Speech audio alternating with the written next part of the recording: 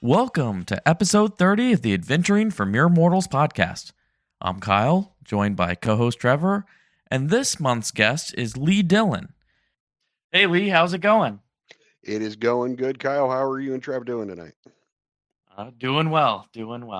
Same here. So I met Lee actually recording a DEIB initiative video.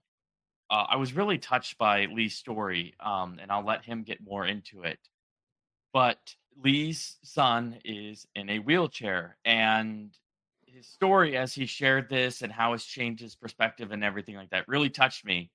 So much so that every time I've gone to a state park, a national park, really sort of any public place that's outdoors, I've really kind of thought about and tried to put myself in other people's shoes of who would be able to experience this, certain sites, etc.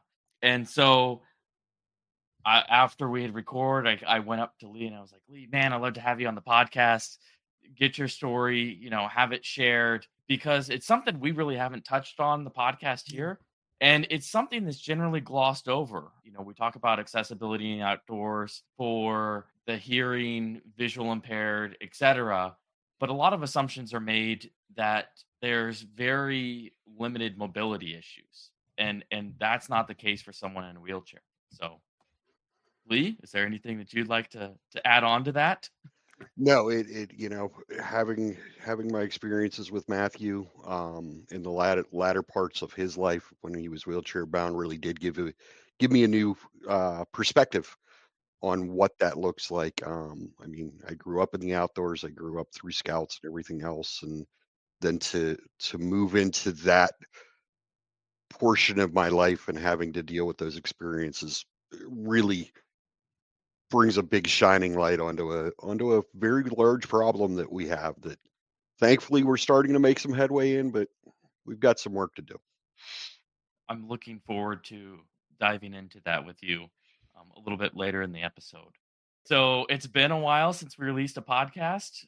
Life has been rather crazy for both Trevor and I, and then also the algorithms have thwarted our ability to get new guests with cold calls through social media. So Trevor has been scrambling to find folks for us.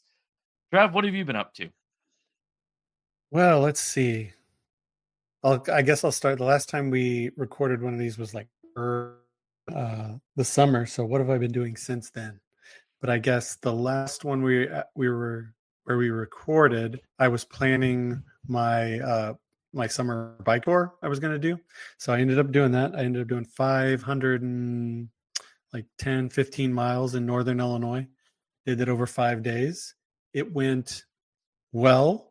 There were adversity. There were flat tires. There was crazy storms, but I made it through and I finished it. And I'm already planning my one for next year. So that's going to be great. Other than that, work's been really busy. Like Kyle said, it's just been nonstop. But these days in Central Illinois and PA, it's winter is coming. So it's starting to get cold. So I made the decision that, okay, I'm done outside riding my bike for the year. So it's on my trainer in the basement again. So Zwift season has begun. And we are now moving towards what I call seasonal depression day, December 21st, the shortest day of the year. So it's dark outside. And I am not a big fan of the time of year when it's not daylight savings time, because I'm more of I'm not a wake up early in the morning and get rolling person if I can avoid it. So I miss out on my sunshine. But that's about all I got. What about you, Kyle? Well, work's been crazy. I think since the last time we recorded, it's been closing out grants, starting, new grants, and then writing grants. So it's just grants. Yeah.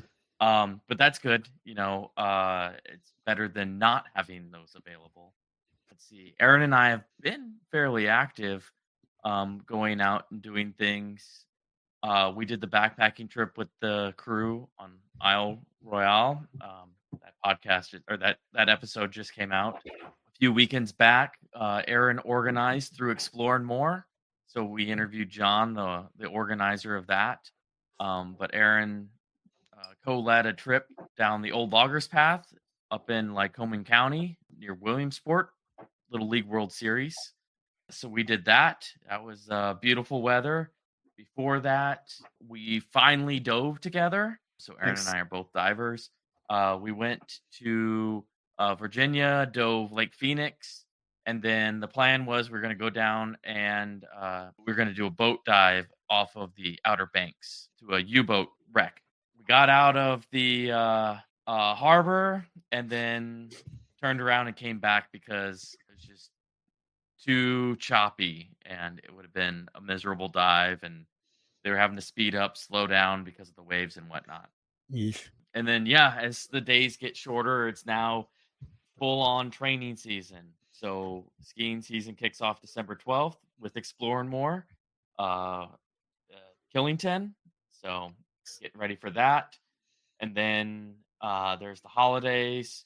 And then right after that, we're going with Javi, who we had on Yeah. this podcast. And we're going to do Mount Washington again around the New Year's. So getting ready to do spend a lot of time in the mountains. And then there's just been weekend camping trips when the weather's nice. Aaron's got a little teardrop, and we've been trying to take that out and utilize it as much as possible. So, Sweet. but Lee, what have you been up to?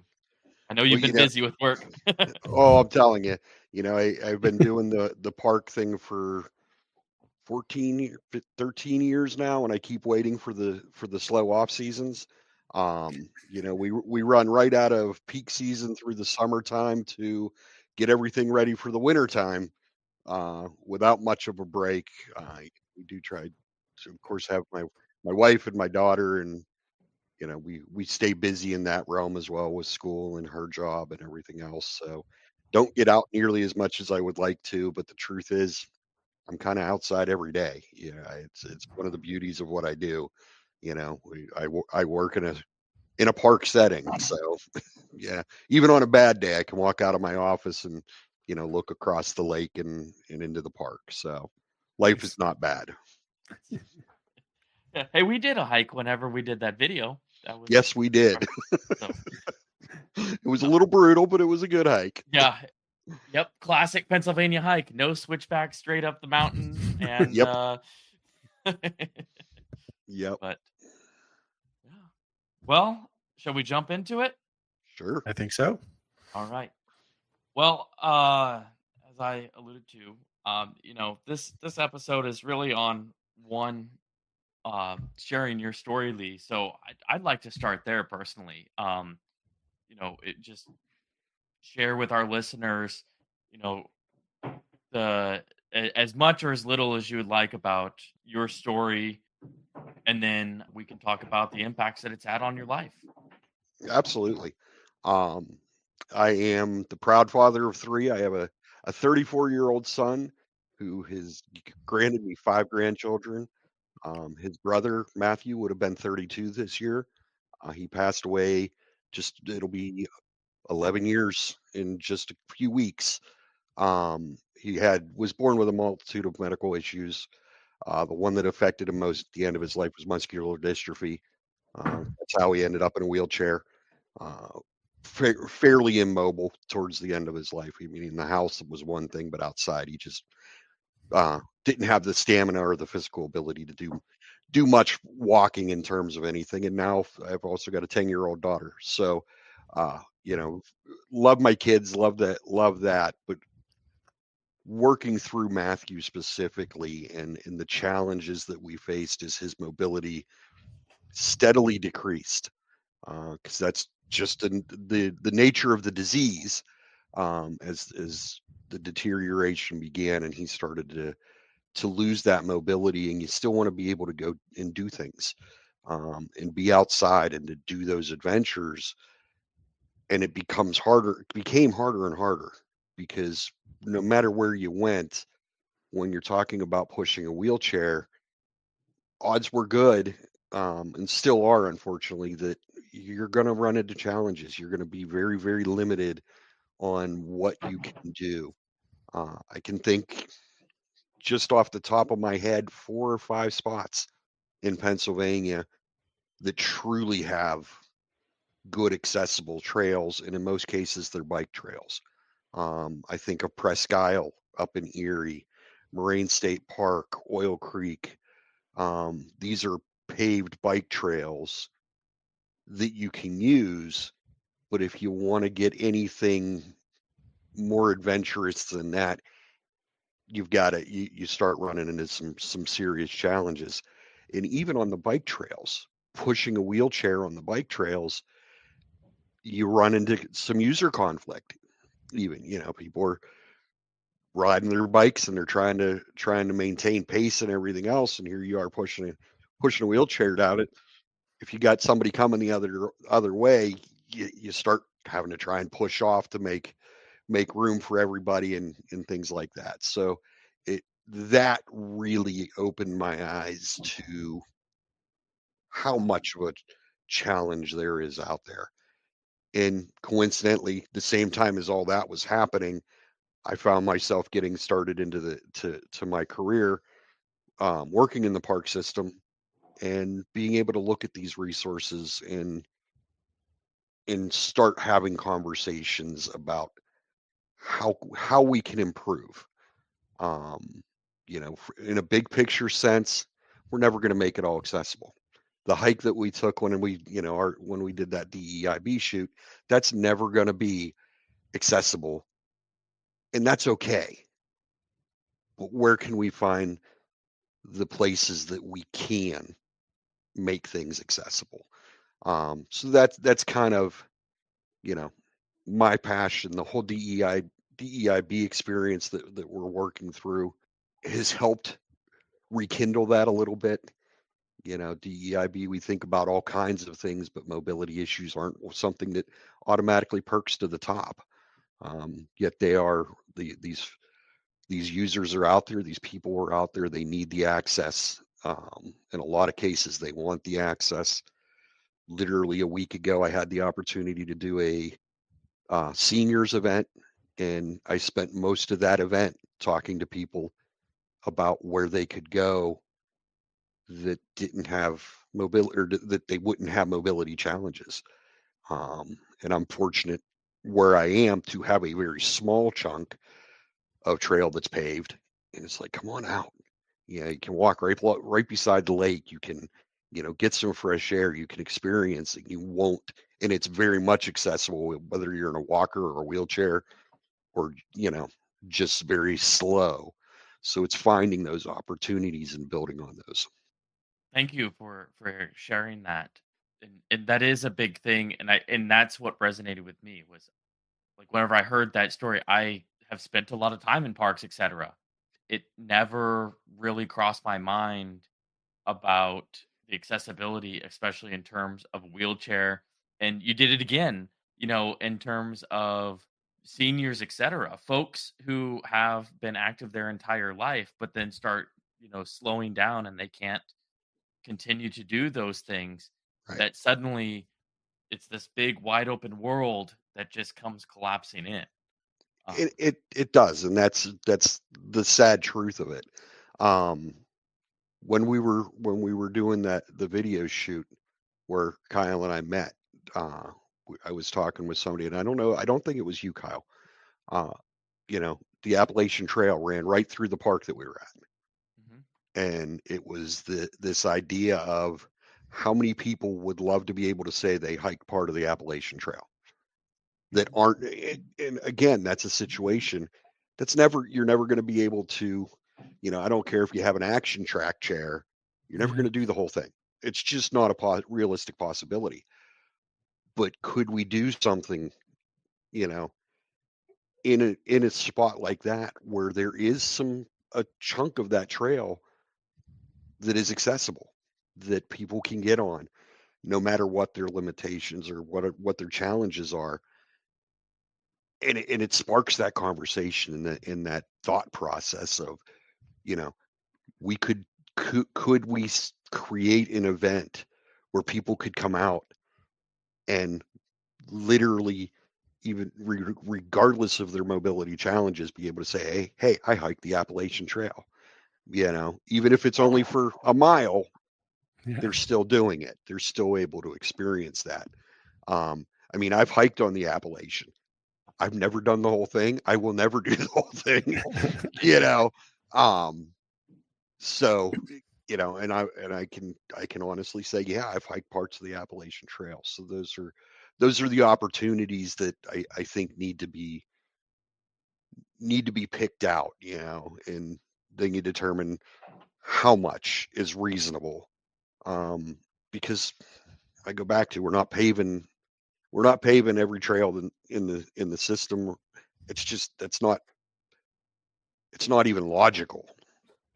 But we can and need to do better in the areas where we can identify those trails and uh, accesses and in ways to get those things opened up for people. Well, that's a great segue into my next question, and that is, in your opinion, what are the greatest opportunities out there to improve accessibility? Not necessarily, uh, I mean, we can think bigger than outside of state parks or trails, or national parks, but like there's this competing, there's advancing technologies. So you had mentioned an action track chair. Is that It's called an action track chair. The the they're basically, if you look them up, they are essentially a wheelchair with tracks. Um, and they're really quite interesting. I The facility that I actually work at is slated to get one for public use. Nice. In the very near future, we're still ironing out some of those details. Uh, it's been donated, so we've of course got to figure out how we're going to lend it out and all the things that go with doing that, because it's a $20,000 piece of equipment. Um, those are marketed a lot for hunting and things like that, but they're designed to go off road. It's literally, think of a tracked skid Yeah. steer. yeah, You that's what it, so these are great, but they only solve part of the problem. Um, one, of course, is cost prohibitive. Not everybody can get one. We need to look at the eh, a term Kyle, I'm sure, has heard, the low hanging fruit. Where are the trails that we might be able to groom them? Not take rough single track and turn it into, wheelchair wide, flattening out, but where are those opportunities where we can go in and maybe widen it a little bit, smooth it out a little bit, groom it a little bit to make it so that you could push a chair, or uh, have a powered chair, or have something like an action track. One of the one of the things that I've thought about more recently is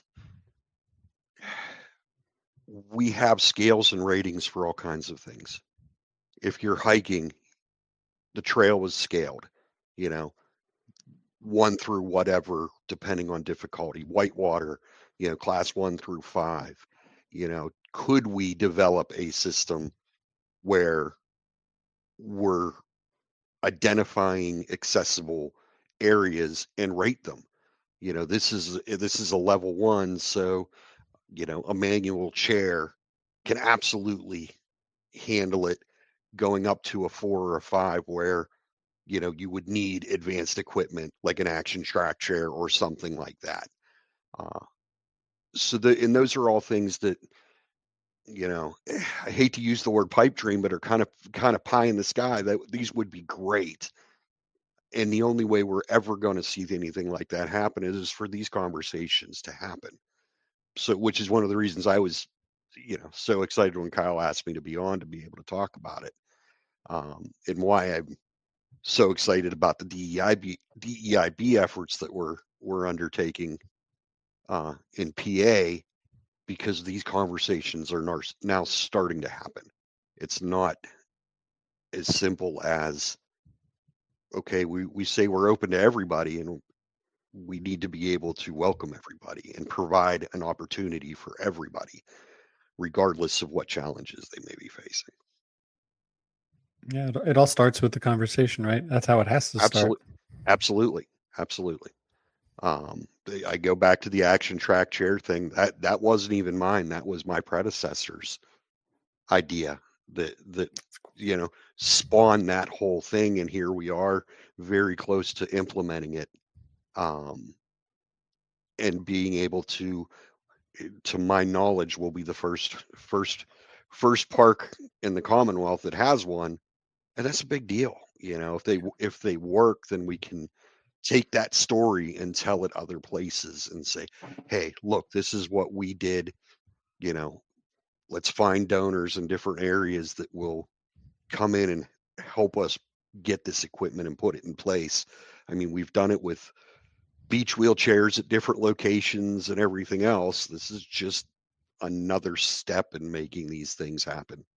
It's an elegantly simple solution. Like whenever you said it, it was like, wow, yeah, why? Like that's an obvious solution. If you could have something, in a park or somewhere that you could, rent or use, you've overcome that paywall, in a Right. sense. And I mean, I'm interested to see how that develops and how much demand there is for it. I'm sure it will grow as people become aware that it's here. Um, so we'll see how that plays out. Uh, and like I said, it's not something where I could envision having more than one of them anywhere, but it's there. It's the opportunity. And that's, you can't, if you've never experienced it, you can't truly appreciate the joy that somebody has when they're able to do something that they don't expect to be able to do. And that can go beyond the mobility thing. Uh, when you put them in that environment and they get to experience something for the first time, whether it's, you know, getting up to the shoreline of the lake and casting a fishing pole, or, being able to get off of pavement and be in a tree line, and just where it's a little quieter and there's a little less road noise, to see people experiencing that is worth its weight in gold. I think that's a lot of the reasons why recreation professionals do what they do. The people that are experienced are great. It's seeing the wonder. In most cases, that's focused towards kids, Mhm. but it doesn't have to be. That wonder can be there for anybody. Yeah, that's really awesome. And I imagine there would be demand for this thing. Hopefully it's a if you build it, they will come type of Uh, situation. that's But what I'm expecting. yeah, once it's publicized that you have this ability in whichever parks, I think it would be a draw. So people can say, "Oh, I've always wanted to do X, Y. This gives me that ability to do that. Let's do it. Let's Absolutely, go." absolutely. And it honestly, Trevor, it goes even beyond that when you think about it, because what if it's me or you or Kyle 20 years from now? And we haven't done it in 15, 20 years because we can't anymore, to have that opportunity to go in and go with the grandkids and go do a piece of trail that you did as a kid, that Yeah. you never expected to be able to take your grandkids out. Um, you know, eh, or a piece of trail that maybe you worked on, because we have a lot of that. In Pennsylvania, there's a lot of history with trail building and different programs that have happened over generations that these people, could take their grandkids to some place that they never thought they'd be able to get to and go, I was a part of this. I helped build this. And you start passing those experiences and those interests generationally down the line, which is what we need. Without that, we start to lose the love for the environment and for the for being outside. Yeah. So Lee, I'm interested because you said that this idea of an action track chair, came from your predecessor. What fueled that idea? Like what seeded that? I wish I could answer that question, Kyle. I Okay. don't know.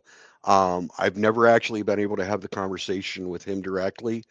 I just know that that's where it all started, uh, and it's through a donation that you know this was developed.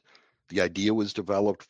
He, I don't know if he was approached or if he approached them or they approached him, and this idea was birthed, and we're very close to seeing it come to realization. That's that's really cool because whenever you shared that, I just kind of went back and thought about all the committees I've been on, and and you know what? I will say that none of them had anyone that really had serious mobility issues. Mhm. There was no one that was in a wheelchair. I can think of one time there was an individual that was on crutches, and that was because they were hurt in a skiing accident. And it was just rehabilitation. Right, It wasn't like a long term thing, right. but it was one of those, hey, yeah, maybe we should think about this because like I'm struggling to get through doors because to get into this conference room, those are actually really heavy doors and I've never thought about it and they don't stay open. So that's why I was asking that because I was like, well, obviously someone with some knowledge or some experience, is going to have to seed it.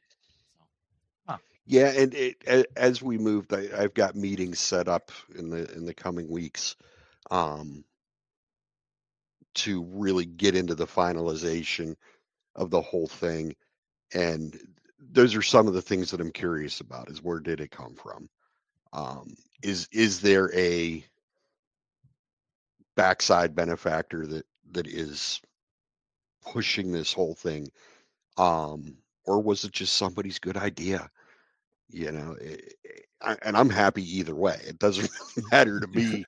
me, how it got there, but the curiosity's there, Yeah. um, because it's just a one-off. It's like, okay, who came up with this great idea to try and put an action track chair in a park for people to use, and of course it will be free to use. You know, there will be no cost associated to it. The what we need to do to lend it out because of the cost of it, it will be a different animal. But at the end of it, it's not going to cost anything. So we'll see what happens. I hope that it catches on. Uh, Another question, Trevor, unless you have something. No, go for it, man. Uh, Again, after our conversation, I've started to notice discrimination towards handicapped individuals. And that was, van pulls up, parks in the handicap. It's a family, or at least I'm assuming it's a family, and they're unloading. And like the closest thing that I could describe is road rage, where drivers were visibly upset with just being inconvenienced, whether it was they were trying to, get situated to move towards the store that they were going to, crossing the street. Yep. Um, Minimal compassion here. It's just all about the inconvenience of the individual. And I was just wondering, did you experience that? And if so, how did you handle that?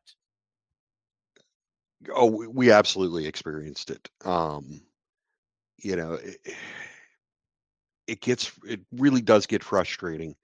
You hear everything from people just upset because they have to wait, or you're in their way, or they're in a hurry to, you know, he looks healthy. I wonder why what, you know, I think that I had people accuse us of he's faking things.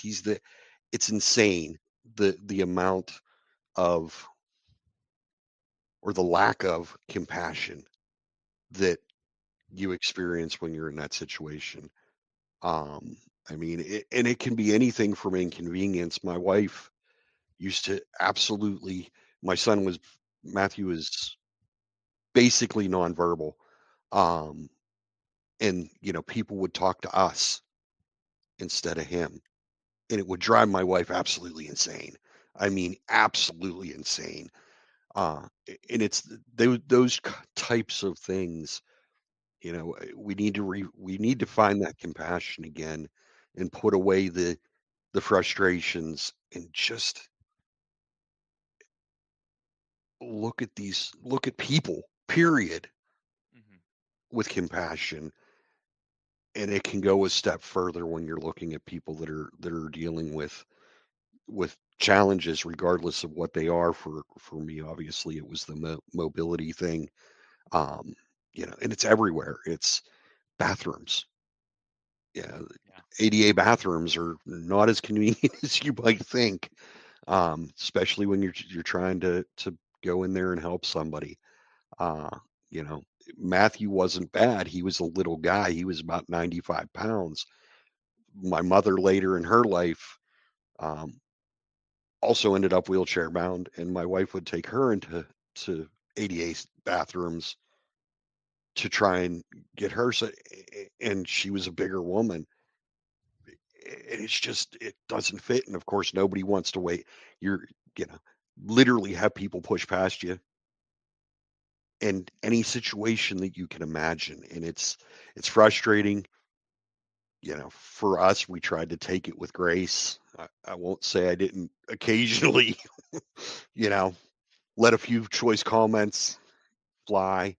Um, we took them to amusement parks, and, you know, people just cut in front of you. Can't honestly say that I didn't occasionally, somebody get too close or pushy, I run into them, you know, and then they're usually, either really upset about it, or, I'm sorry, I didn't see you.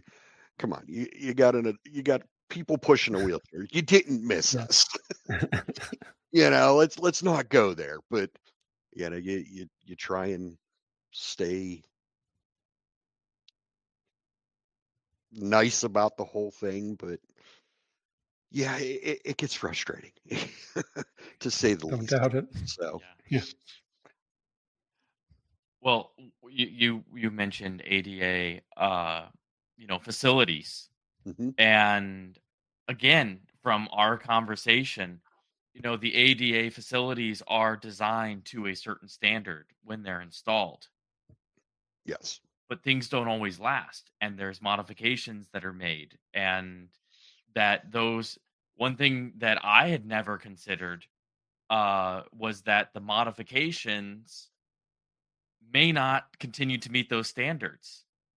And how I discovered this was being in a restroom where modifications were made to the ADA stall and listening to an individual cursing and sounded like really struggling in there. And they actually they actually said, why would you repair this way? Like they had the holes and the railing was actually mounted higher because I guess it had pulled out. hmm And that's something I had never considered. oh Um, yeah. And every little bit of that comes into play. Um, you know, it, you hope that whenever repairs are being made, that they're being made up to spec. Doesn't always work that way. Uh, and it goes back to that thought of being compassionate and being thoughtful about things, because the people that are in there, they're not doing anything, I wouldn't think, intentionally. But you don't think that 6 inches may make all the difference in the world for somebody that's trying to pull themselves out of a wheelchair, you know, or putting positioning the door in such a way that you don't have, a full footprint to turn that chair. Oh, they can get in. Okay, but if they can only just get in, they need to be able to turn that chair to do things. So the thoughtfulness of things across the board, and to pull it back into us, even the thoughtfulness when we're designing facilities and we're looking at you know campsites, trails, uh, swimming facilities, beaches, in the outdoor rec world. eh, there needs to be a thoughtfulness to the planning process, and wherever possible, we need to be including users.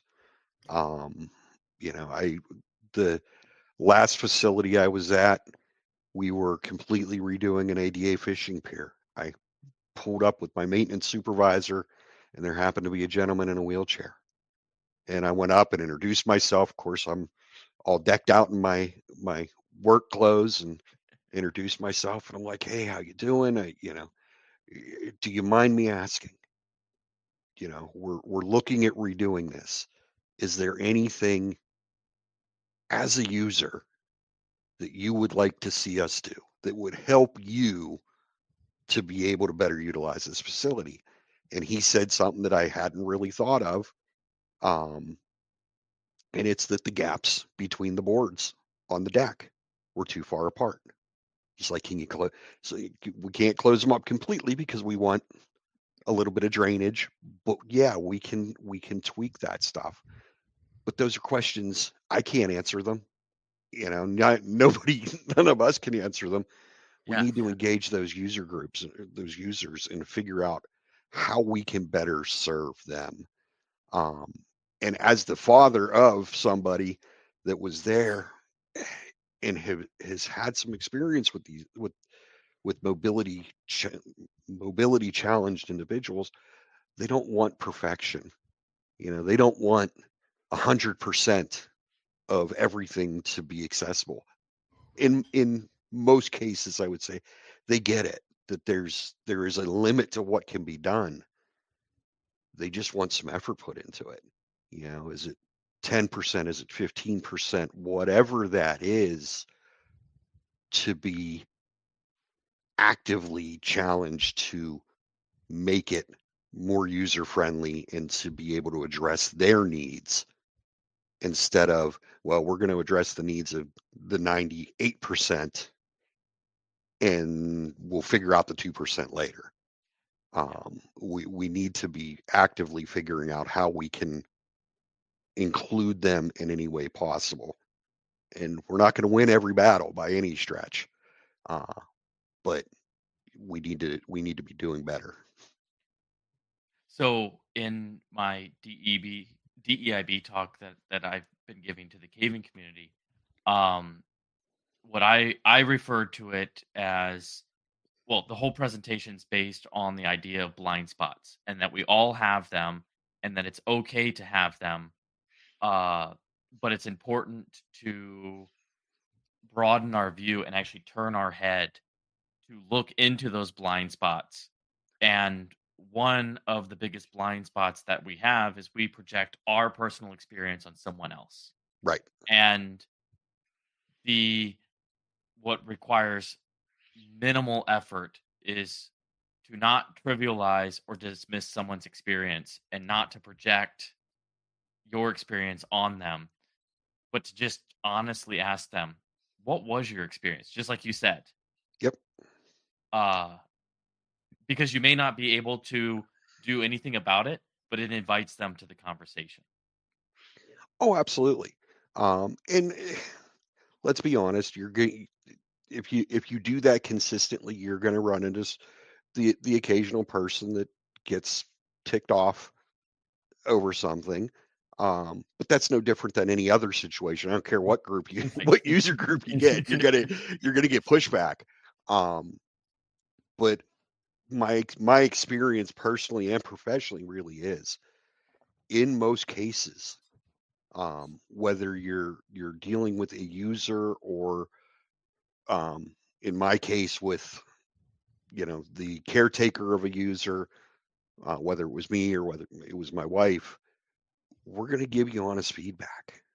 That, hey, this was a challenge, this was good, this wasn't. Because we want the conversation. Uh, we want to be able to have that dialogue because that's how things are going to improve. Uh, I mean, and just to give you an example that nobody's perfect. Uh, Towards the end of his life, Matthew got a Make-A-Wish trip, and we took him to Disney. And Disney, if you've never been there, does customer service like nobody else in the world. But even they have challenges because he had to be in a wheelchair for most of that trip. And we experienced challenges even at Disney where their folks just weren't sure how to manage the situation as we're pushing him through different events and things like that. So it's a big, big, big challenge, but it's not an insurmountable one. When I was in college, we talked about Liberty Hall in one of my classes that we were talking about accessibility, ADA specifically, and the bulk of the community understands that we can build a ramp into Liberty Hall, which they've done. The lower floors are accessible. You can't put an elevator in there. The second floor is never going to be accessible because it's not realistic to put an elevator in Liberty Hall. And that goes back to that. We're never going to pave the Appalachian Trail. We're never going to pave the 25 miles of single track mountain bike trail that I have at my facility. But what can we do? Where can we? Because there are things we can do. And that's what we've got to find. That's what we've got to improve. And those are the inroads that we need to make, professionally, but also as a recreation community as a whole, because it's not going to happen in a vacuum. It's got to be everybody involved, everybody, helping, whether it's boots on the ground, shovels in the dirt, whether it's financially, whether it's, conceptually. We got to get everybody involved, and then we've got to reach out to the users and say, how can we help you? What can we do to make your experience better, and help you to get outside? Yeah, what you mentioned the AT again, and it reminded me of that. I was kind of struck by something you said earlier about how it would be great to get anybody out on the AT, even for a little bit. Mm-hmm. And Kyle, you're going to have to let me go on my tangent. This is my one for this episode. All right, go for it. But this kind of goes back to the history of the AT and why it was built. It wasn't like built and designed for people to start in Georgia and hike all the way up to Maine. It started out just an idea of like, hey, people need a place to go, get out of the cities, get out into nature. And it was supposed to be for everybody. And that's how the majority of people still use it today. But making even a couple miles more handicap accessible, that is in amazing alignment with the idea behind the AT from the outset. So it's just, it aligns perfectly and it's great. That's the end of my tangent. Sorry. You're good. Wow, good job. You kept it short. Yeah. Lee, I wasn't on an episode one time, and let me tell you, the editing that I had to do. Yeah, I'm the reason we have an outline. Oh. I mean, there was some great stuff in there. It just didn't relate to what was being I whined around a lot, and yeah. Hey, I'm happy I've been able to keep it on track. So I think we're doing good.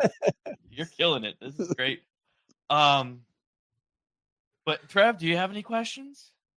Yeah, I've kind of got one. So we've mentioned the track chair, action track chair. So if somebody else works for some other park, that might be out of their price range, funding, availability. What are some other things we can do? Like, one thing that popped into my head is boardwalks. So I lived in Louisiana for a while. There were boardwalks everywhere. And Right. I don't think they were essentially made for ADA accessibility, but that was an opportunity that people could use them. Are there more things like that, I guess, is my question. Yes, with a side of maybe. Uh, Okay. part of the problem with boardwalks is in the long run, they're not cheap to build. They're very terrain specific, Mhm. and you know, you have to look at maintenance for the long term because once they're in, you really can't take them back out. So you've got to look at maintenance in perpetuity. Um, there's another facility up my way. It's one of the ones that's under my purview that has a pretty extensive boardwalk, and we're in the process right now working through multiple different uh, organizations of replacing that boardwalk, and it's tens of thousands Oof. of dollars to replace and repair, and it's years to get that work done. Mhm. Um, so are there places? Sure, absolutely. Uh, is it a be all and end all? Unfortunately not. Uh, I think honestly, from a trail standpoint, the best thing that we can probably do is look at areas that are uh, don't have massive elevation issues and changes that can be hardened a little bit. Okay. That's not those aren't foolproof, but if you can get some uh, DSA driving service aggregate into certain sections of trail where it's hardening it up and it's leveling it out, and you're taking and protecting the roots, but building up over the root systems and things like that, so it's a little bit more manageable for the non-hardcore action track type equipment. Mhm. That's probably the best bet because those are fairly easy to maintain over the long run. Uh, you know, the boardwalk specifically, we tend to see those more in areas where you're dealing with wet, which is in those locations you need it. The big challenges, especially in certain areas of PA, I'm up in the Northeast, is elevation change. So, looking at options to do switchbacks, do much more gradual climbs, or avoiding the climbs where possible is going to make those trails more accessible. And then just being thoughtful in the way we're building them. Single track is great, but it doesn't work if you're trying to push a wheelchair or take a piece of equipment through it, or for that matter, even necessarily if you've got a walker or you're using a cane or something like that. You start talking about a rugged single track. There are days I'm a 50 plus year old guy. There are days I'm on trails where my ankles just are not real happy when I'm on some of the rougher trails. So, looking at those trail conditions are really where we can improve and how we can move forward, trying to find those ones that we can smooth out a little bit, give them put a little bit better surface in there that's not going to get muddy and mucky and everything else so that they stay usable uh, most of the time. Perfect. Well, thank you, Lee. Yeah. We'll bring it home now. But we always like to ask this question, and that is, what is a question we should be asking you, or is there anything that we should have been asking you? Hmm. Hmm. That is a great question. Always pops up at the end of interviews as well, and I Yep. hate it then too. Mhm.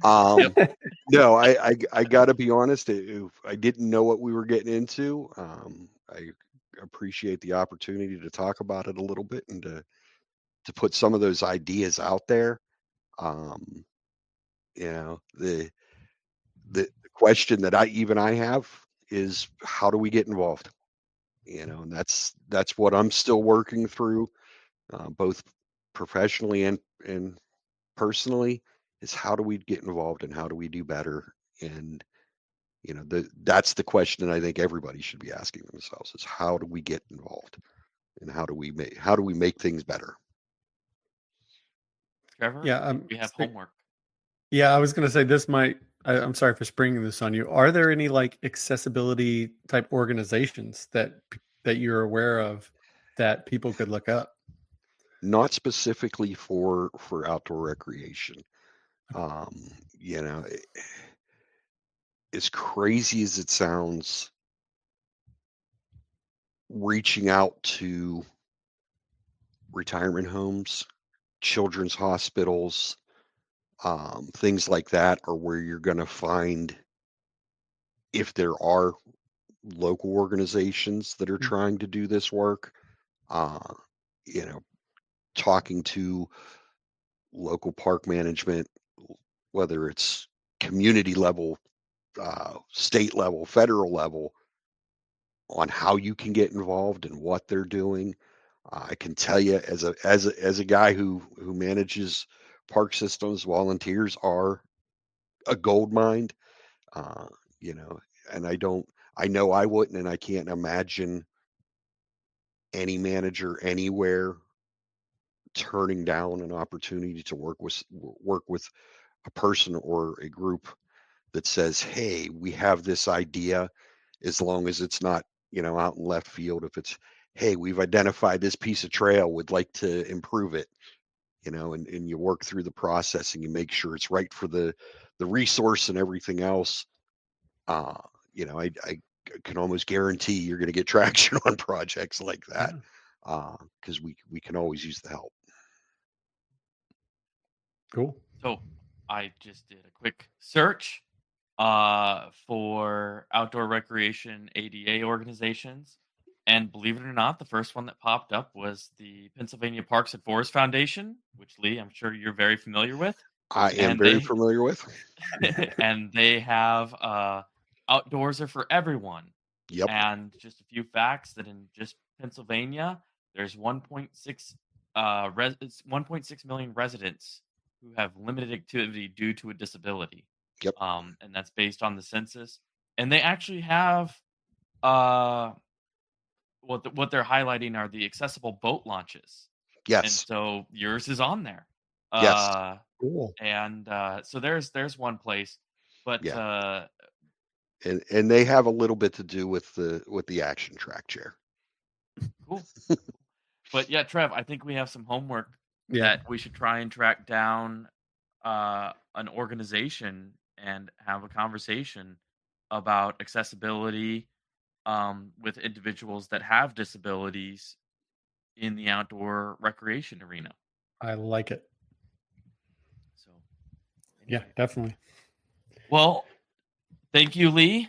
This has been very insightful. I'm always learning stuff. That's great. And Trevor, since you do such a good job bringing us home, I'm going to hand it off to you. Okay. All right. So, as always, if you want to support the podcast, the best way to do that is to rate us 5 stars and write a review. The best place to do that is Apple Podcasts. I think you can do it on Spotify now, but most of it comes from Apple. The podcast has an Instagram. It's at Mere Mortal Pod. We also have an email, adventuring for mere mortals at gmail.com. If you want to send us, hey, you guys are doing a great job. Oh, you should fix this, or suggest guests. We're always down to suggest guests. It makes my life a lot easier if you find them for me. Kyle is terminally not on social media, but his girlfriend and I made him a fake social media account, so you can follow him on his fake Instagram at Kyle Doesn't Have Social Media on Instagram. And my personal Instagram is at Trevor Bowman. I don't post a lot, but it's on there. But yeah, other than that, oh yeah, we also have a Discord server. It's pretty much a ghost town over there, but if that's your thing, the link to join that is in the show notes. I post announcements and stuff like that on there. But other than that, yeah, Lee, thanks again for coming on. And yeah, we'll talk to everybody next month. See y'all. Thank you, gentlemen. Thank you, Lee.